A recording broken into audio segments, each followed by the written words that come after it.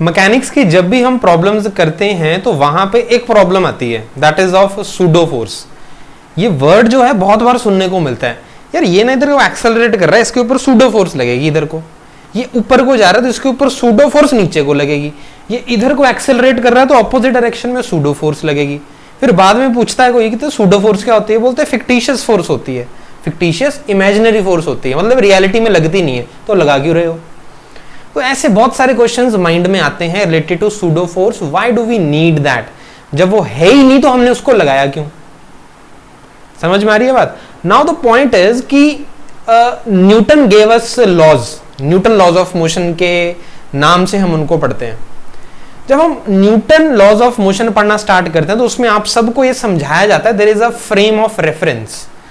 Frame of reference आप उस coordinate axes या उस कोऑर्डिनेट सिस्टम को बोलते हो जिसके विद रिस्पेक्ट टू आप अपने मोशन को चेक कर रहे हो। अब आपका जो फ्रेम रेफरेंस है वो ग्राउंड के साथ भी अटैच हो सकता है, जो ग्राउंड है वो स्टेशनरी है, वो आपका जो फ्रेम ऑफ रेफरेंस है किसी ऐसे ऑब्जेक्ट के साथ भी अटैच्ड हो सकता है जो कि एक्सेलरेट कर रहा है। तो फ्रेम ऑफ रेफरेंस आपका कुछ भी हो सकता है। एक ऐसी चीज को भी आप फ्रेम ऑफ रेफरेंस ले सकते हो जो कि रेस्ट पे है या वो कांस्टेंट वेलोसिटी से मूव कर रहा है। आप फ्रेम ऑफ रेफरेंस एक ऐसी चीज को भी ले सकते हो जो क्या कर रहा है, एक्सेलरेट कर रहा है। तो इसी के बेस पे दो नाम रखे गए, one is called as the inertial frame of reference और सेकंड को हमने बोला non inertial frame of reference. तो अगर मैं नेमिंग्स लिखूं यहां पे, एक को हमने बोला इनर्शियल फ्रेम ऑफ रेफरेंस, एक को हमने बोला non inertial frame of reference. अब ये होते क्या हैं? इनर्शियल फ्रेम ऑफ रेफरेंस वो होते हैं जो रेस्ट पे होते हैं या कांस्टेंट वेलोसिटी से मूव कर रहे होते हैं, क्लियर है। और नॉन इनर्शियल कौन से होते हैं? जो एक्सेलरेट कर रहे होते हैं। सिंपल लैंग्वेज में, आपको सरल लैंग्वेज में समझा रहा हूं मैं।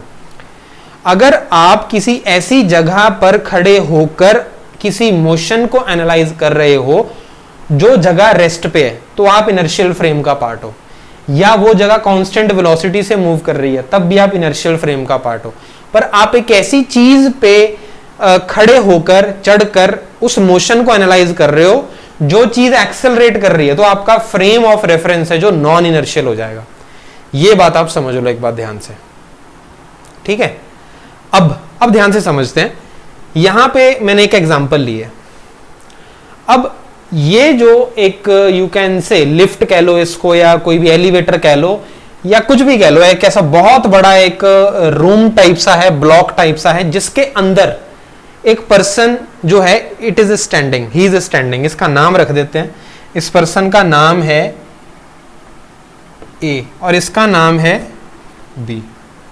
तो consider it as a lift, एक लिफ्ट जो एक्सेलरेशन ए से ऊपर जा रही है। मैं आपको सिंपल अभी सिचुएशन समझा रहा हूं। इस एक्सेलरेशन ए से जो ये लिफ्ट ऊपर जा रही है, उसी लिफ्ट के अंदर एक मास रखा है हमने small M.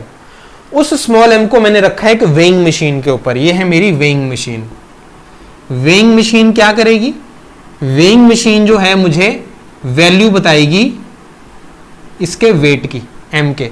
Weighing machine actually काम कैसे करती है? आप जितनी फोर्स से वेइंग मशीन को प्रेस करते हो, वेइंग मशीन उतनी रीडिंग बता देती है, as simple as that. Okay, अब ये वाला जो पर्सन ए है ये भी इसी एलिवेटर में है और वो एलिवेटर एक्सेलरेशन ए से ऊपर जा रहा है। दैट मींस ए पर्सन भी एक्सेलरेशन ए से ऊपर जा रहा है। बिल्कुल सही बात है। कहने का मतलब है ये पूरे का पूरा एलिवेटर और इसके अंदर मौजूद हर एक चीज एक्सेलरेशन ए से ऊपर जा रही है, ठीक है। अब इसकी बात करते हैं। ये पर्सन ग्राउंड पे खड़ा हुआ है, ग्राउंड पे खड़ा होकर इसका नाम मैंने बी रखा और ये भी इसी चीज को एनालाइज कर रहा है। तो इन दोनों को एक टास्क दिया गया। इन दोनों को यह बोला गया कि आप दोनों इस एम का फ्री बॉडी डायग्राम बनाओ और जस्टिफाई करो जो यहां पर रीडिंग आ रही है वेइंग मशीन में। समझ में आ रही है बात? ओके, अब हम बात करते हैं ए की, from the reference point of A. इधर लिखना स्टार्ट करता हूं मैं, या इसको इधर लिखते हैं, विद रिस्पेक्ट टू ए। कहने का मतलब है अगर आप इस ए पर्सन के विद रिस्पेक्ट टू इस एम का एफबीडी बनाकर यहां की रीडिंग को चेक करना चाहते हो, जस्टिफाई करना चाहते हो, तो आप कौन से फ्रेम ऑफ रेफरेंस का पार्ट हो? Non inertial frame of reference, क्योंकि आपका जो फ्रेम ऑफ रेफरेंस है वो क्या कर रहा है? एक्सेलरेट कर रहा है। ये एक्सेलरेट कैसे कर रहा है? क्योंकि ये कैसे एलिवेटर का पार्ट है जो एक्सेलरेट कर रहा है, तो क्योंकि एलिवेटर कर रहा है इसलिए ये भी कर रहा है। आ गई बात समझ में? चलो, ये भी एक्सेलरेट कर रहा है, एलिवेटर भी एक्सेलरेट कर रहा है। अब ये इसका एफबीडी बनाना स्टार्ट करेगा। इसका एफबीडी जब ये बनाएगा तो ये यहां पे ऐसे बॉक्स बनाएगा, फिर ये बोलेगा इसका वेट लगा mg नीचे और ये मिला नॉर्मल रिएक्शन n, तो n की जो वैल्यू है that is equal to mg, क्योंकि इसके विद रिस्पेक्ट टू ये रेस्ट पर है। तो ऐसी बनेगी क्वेश्चन। आप अंदर खड़े हो यहां पे, किसका पार्ट हो आप? नॉन इनर्शियल का। तो n की वैल्यू कितनी आई? mg। पर जब एक्चुअल में वेइंग मशीन को चेक किया गया तो यहां पर जो वैल्यू आ रही थी वो mg से ज्यादा आ रही थी। एक्चुअल वैल्यू जो आ रही थी, एक्चुअल वैल्यू जो यहां पे हमें दिख रही थी that was more than mg। कहने का मतलब है मेरा कि मेरा ये वाला जो एनालिसिस है वो क्या हो गया? गलत हो गया। गलत कैसे हो गया? हमने तो सारे लॉज को फॉलो किया। फिर से देख लेते हैं। मैं इस फ्रेम रेफरेंस का पार्ट हूं, मतलब मैं ही खड़ा हूं। चलो अपने को अज्यूम कर लेते हैं, हम अंदर खड़े हुए हैं, हम इस एलिवेटर के साथ ऊपर जा रहे हैं, एक्सेलरेट कर रहे हैं, एक्सेलरेशन ए से। तो जब मैं इस एलिवेटर के अंदर रहकर इस मास एम को देखूंगा तो मुझे तो ये रेस्ट पे ही लगेगा। तो मैंने रेस्ट वाली क्वेश्चन लगा दी। रेस्ट पे कोई चीज कब होती है? जब उसके ऊपर नेट फोर्सेस जीरो होती हैं। इसके ऊपर जो लगने वाली फोर्सेस हैं वो कौन कौन सी हैं? एक तो mg लगेगा ग्रेविटेशनल फील्ड की वजह से, फोर्स ड्यू टू ग्रेविटी, और दूसरा क्योंकि इसने इसको प्रेस किया तो एक रिएक्शन इसके ऊपर मिलेगा n। तो इस कंडीशन के लिए n is equal to mg हो जाना चाहिए। बहुत बार ऐसे क्वेश्चंस किए हैं हमने। चलो अब थोड़ा सा सब्र रखो, मैं बताता हूं अगली बात। अब विद रिस्पेक्ट टू बी की बात करते हैं। इधर आ जाओ, हम बात करेंगे with respect to B. With respect to B, अब आपका जो B है वो ग्राउंड पे है और जो ग्राउंड है वो रेस्ट पे है। अगर वो रेस्ट पे है दैट मींस वो कैसा फ्रेम है? इनर्शियल फ्रेम ऑफ रेफरेंस है। सिंपल सा फंडा है, जहां पे खड़े होकर आप मोशन को एनालाइज कर रहे हो तो जिस जगह पर आप खड़े हो वो चेक कर लो कैसी है, रेस्ट पे है या कांस्टेंट वेलोसिटी से चल रही है तो इनर्शियल फ्रेम है, और अगर वो एक्सेलरेट कर रही है तो नॉन इनर्शियल है। जब हम लिफ्ट के अंदर खड़े होकर इस मास m का एफबीडी बनाते हैं और फोर्सेस को एनालाइज करते हैं तो हम नॉन इनर्शियल फ्रेम का पार्ट है, पर जब मैं ग्राउंड पे आ गया तो मैं इनर्शियल फ्रेम का पार्ट हूं। अब मैं इस ब्लॉक m को देखता हूं, अब मुझे दिखेगा पूरे का पूरा एलिवेटर एक्सेलरेशन a से ऊपर जाता हुआ। तो इसका मतलब है मुझे क्या दिखेगा? ये वाला मास m भी एक्सेलरेशन a से ऊपर जा रहा है। तो अब मैं यहां पर खड़े होकर इसका एफबीडी बनाऊंगा। इसका एफबीडी बनाए, टू जस्ट यूज दिस। ये है m,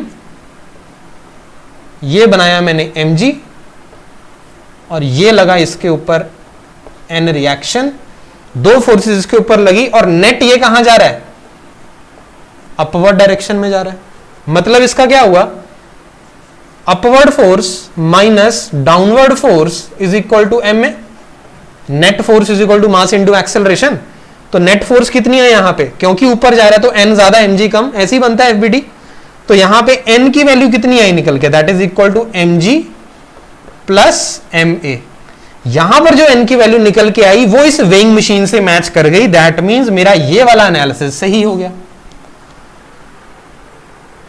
तो कहने का मतलब है जब मैं ग्राउंड पे खड़े होकर इस मास m का एफबीडी बनाता हूं और वेइंग मशीन की वैल्यू को जस्टिफाई करने की कोशिश करता हूं तो ग्राउंड से वो जस्टिफाई हो जाती है, पर यहां अंदर से नहीं होती। दैट मीन्स कि जब मैं एक एक्सेलरेटेड फ्रेम ऑफ रेफरेंस का, या जब मैं एक ऐसे फ्रेम ऑफ रेफरेंस का पार्ट हूं जो एक्सेलरेट कर रहा है, मतलब जो नॉन इनर्शियल है, वहां पर मैं न्यूटन्स लॉज ऑफ मोशन नहीं लगा सकता, लगा ही नहीं सकता। यार ये तो पंगे वाली बात हो गई। कुछ तो सॉल्यूशन होगा इसका। सोचो क्या सॉल्यूशन है इसका? यही तो सॉल्यूशन है इसका। क्या? Pseudo force. दैट मीन्स अगर ये एक्सेलरेशन ए से ऊपर जा रहा है, अब देखना एक्सेलरेशन ए से ऊपर जा रहा है, तो दैट मींस अंदर खड़े रहकर जब मैं इसका एफबीडी बनाता हूं तो मुझे इसके ऊपर एक डाउनवर्ड सूडो फोर्स बनानी पड़ेगी, जो किसके इक्वल होगी, जिस मास को आप एनालाइज कर रहे हो m, और जितनी एक्सेलरेशन से वो ऊपर जा रहा है। मतलब सूडो फोर्स क्या होती है, क्योंकि ये फोर्स है तो मास इंटू एक्सेलरेशन ही होगा, पर इसकी जो डायरेक्शन होगी वो ऑपोजिट टू द ओरिजिनल होगी। ओरिजिनल एक्सेलरेशन ऐसे है तो सूडो फोर्स की डायरेक्शन इधर को होगी, डाउनवर्ड नीचे, और आपको उस एक्सेलरेशन के साथ कौन से मास को मल्टीप्लाई करना है, जिस मास को आप एनालाइज कर रहे हो। तो जब मैं इधर अंदर खड़े होकर इसका एफबीडी अब बना रहा हूं, तो मुझे, क्योंकि एक्सेलरेशन ए पता है इसकी ऊपर हो रही है, तो मुझे इस ब्लॉक एम के ऊपर एक सूडो फोर्स कंसिडर करनी पड़ेगी which is in the downward direction. तो अब जब मैं इसका एनालिसिस लिखूंगा, अब मुझे पता है ये रेस्ट पे है, तो that means n is equal to mg plus ma। तो आगे दोनों वैल्यू सेम। तो कहने का मतलब है सूडो फोर्स की जरूरत क्यों पड़ी, सूडो फोर्स की जरूरत इसलिए पड़ी ताकि हम एक non inertial frame of reference में न्यूटन लॉज ऑफ मोशन को लगा सकें। अब मैं इन दोनों की डेफिनेशन रीफ्रेम कर रहा हूं, दोबारा बोल रहा हूं। Frame of reference in which Newton laws of motion are valid, वो है इनर्शियल। जैसे ground inertial frame of reference है क्योंकि रेस्ट पे है, तो वहां पे Newton laws of motion valid है, यहां पे मैंने लगा दिया, या कांस्टेंट वेलोसिटी से चल रहा हो। Frame of reference in which Newton laws of motion are not valid, non inertial frame of reference. तो ये तो दिक्कत है अगर नॉट वैलिड है, कोई तो सॉल्यूशन ढूंढो इसका, मैं वैलिड करवाना चाहता हूं उसको। सॉल्यूशन ढूंढ दिया जी, सॉल्यूशन है हमारा सूडो फोर्स। सूडो फोर्स आपको लगानी है किसके ऊपर, ऑब्जेक्ट अंडर स्टडी, जिस ऑब्जेक्ट को स्टडी कर रहे हो आप, जो कि यहां पे मास m है, और सूडो फोर्स की डायरेक्शन लगानी है आपको opposite to the direction of the actual acceleration, और उसको उस मास m से मल्टीप्लाई कर देना विच इज अंडर स्टडी। तो ये बन गई आपकी pseudo force. Am I clear to you? So, pseudo force जो है that is the imaginary force which we consider and we apply on the object which is accelerating so that we can apply the Newton's laws of motion on that object. तो Newton laws of motion को valid करवाने के लिए non inertial frame of reference में pseudo force introduce करनी पड़ेगी। So that is the reason from where the pseudo force originates. तो in simple language, simple भाषा में समझ लो, जो फ्रेम ऑफ रेफरेंस आपका एक्सेलरेट कर रहा है उसमें आप न्यूटन लॉज ऑफ मोशन तभी लगा पाओगे जब आप उसमें एक सूडो फोर्स को इंट्रोड्यूस करो, otherwise Newton laws of motion उसमें काम नहीं करेंगे। एक्सेलरेटिंग फ्रेम ऑफ रेफरेंस में वो काम नहीं करते। यहां पर जब आपने n is equal to mg कर दिया, ये भी एक तरीके से न्यूटन लॉज ऑफ मोशन ही तो है। आप mg को इधर लेके आओगे, n माइनस mg जीरो बन गया, मतलब नेट फोर्स जीरो बन गई। नेट फोर्स जीरो का मतलब क्या होता है, वो एक्सेलरेट नहीं कर रही है बॉडी आपकी। आ रही है बात समझ में? पर आपने ये Newton laws of motion use यहां पे कर दिया, पर ये कैसा फ्रेम ऑफ रेफरेंस था आपका, नॉन इनर्शियल। तो पहले सूडो फोर्स लगाओ, ऑपोजिट डायरेक्शन। सूडो फोर्स हमेशा ऑपोजिट डायरेक्शन, किसके, opposite direction to the direction of acceleration. ठीक है, एक और छोटा सा मैं एग्जांपल लेकर आपको यहां पे समझा सकता हूं सूडो फोर्स। मैं जस्ट आपको इसकी डायरेक्शंस बताऊंगा।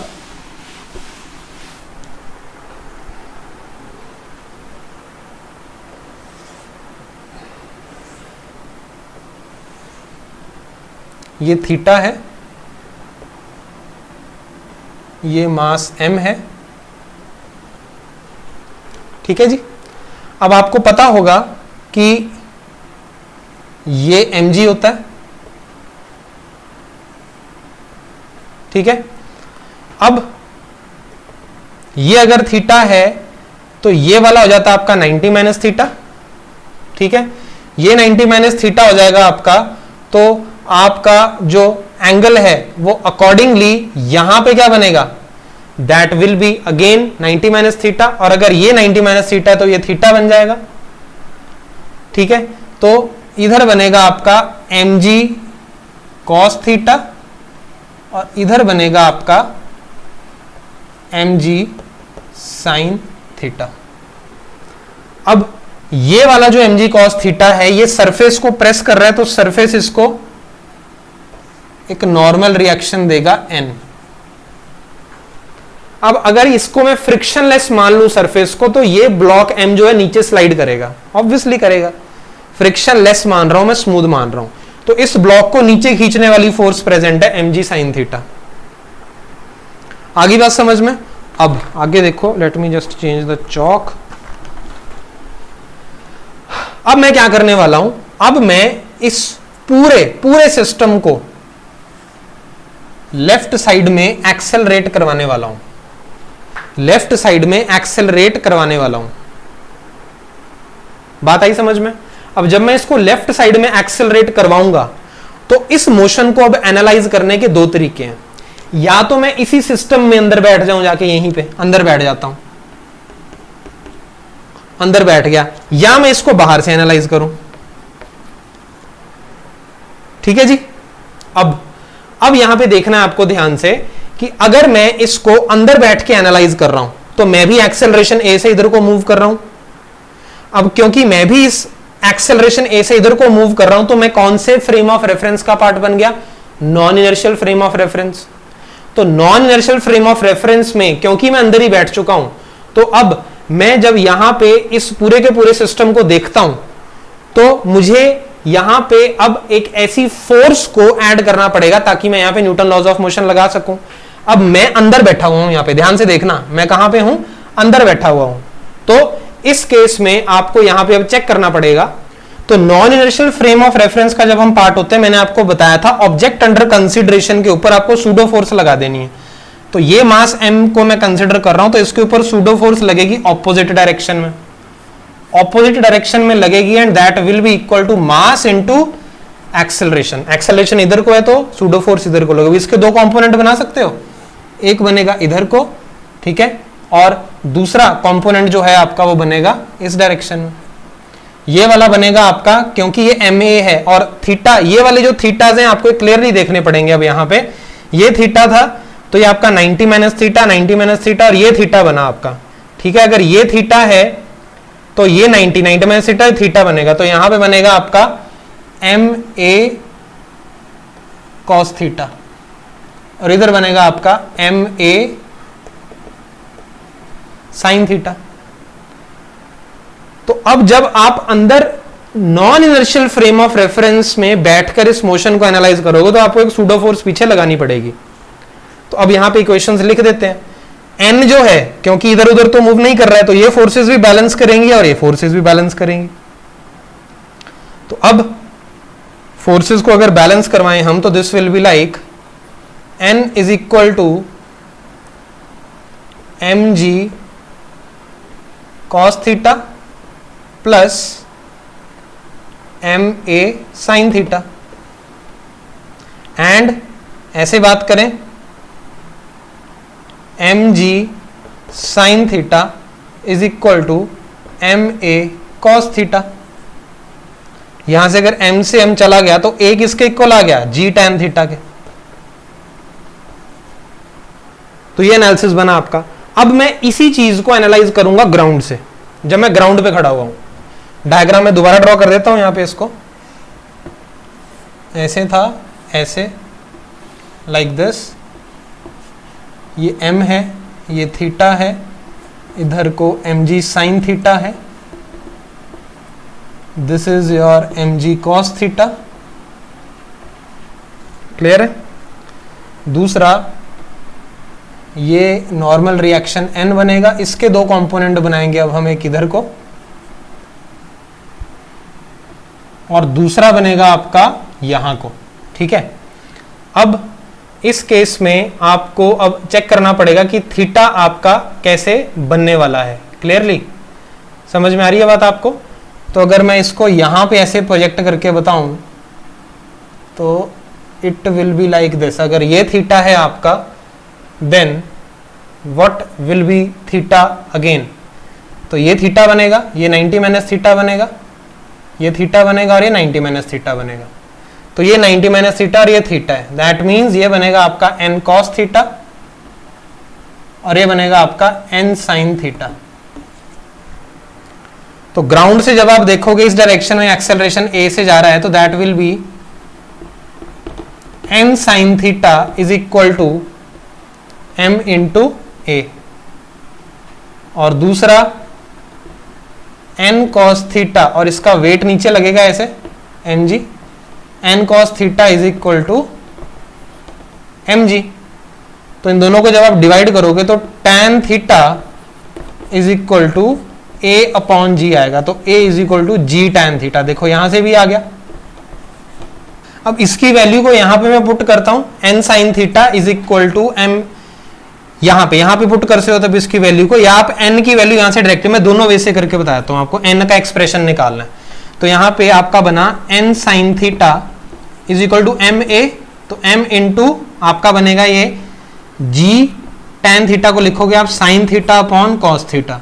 तो sin से sin गया तो n क्या बना आपका mg अपॉन cos थीटा, और दूसरा यहां से भी आपका यही एक्सप्रेशन बनेगा n का, that is n is equal to mg upon cos of theta. अब हम मैच कर लेते हैं, ये तो हमारी वैल्यूज मैच हो गई एक्सेलरेशन की, ठीक है। अब यहां पे अगर मैं बात करूं n की value mg by cos theta आ रही है, यहां पे देख लेते हैं, इस a को यहां पे डालते हैं g tan थीटा, तो n क्या बनेगा आपका, n will be equal to mg cos theta plus m into a की वैल्यू है g tan theta into sine theta आ गया। फिर इसमें पुट करी है मैंने a की value, a g tan theta और साइन थीटा साथ में चल रहा है, तो mg को कॉमन निकाल लेते हैं बाहर, अंदर क्या बचा आपका cos theta plus sine theta by cos theta करेंगे तो ये आपका sine square theta upon cos theta बन जाएगा। फिर एलसीएम लेंगे इसका हम यहाँ पे mg, ये बनेगा cos square theta plus sine square theta, 1 बन जाएगा, अपॉन बन गया आपका cos थीटा। तो यहां से भी आपका n कितना निकल के आएगा, that is equal to mg upon cos of theta. तो माय सिंपल पॉइंट इज, ये मैंने एनालिसिस किया ये वाला नॉन इनर्शियल से, मतलब ब्लॉक के अंदर बैठ के, और ये मैंने किया है इनर्शियल से।